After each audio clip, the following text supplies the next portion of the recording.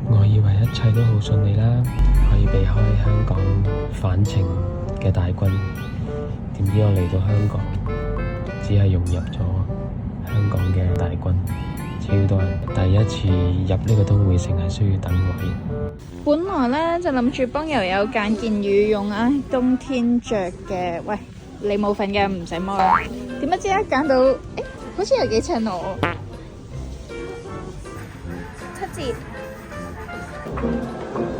做一個唔掃興嘅老公呢，就係當你嘅太太試到唔同嘅顏色嘅時候，如果兩對鞋嘅顏色都差唔多靚嘅時候，兩隻色都買咯。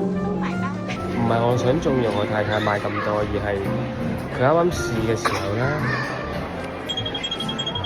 已經試到如果唔買呢，就一定發脾氣。最後肯定難唔到媽咪啦，弟弟5件容乜易啫，唔到媽咪。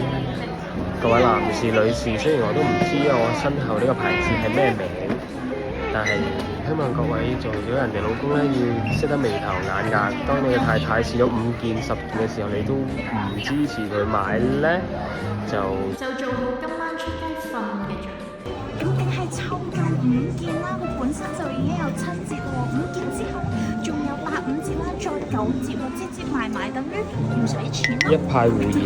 湊5件又點會難到我呢？第一件黑色嘅小外套，呢條牛仔褲啦，呢牛仔褲嘅細字位咁靚，小包。着鞋一定要咁樣着，鴛鴦色咁樣先夠Y2K。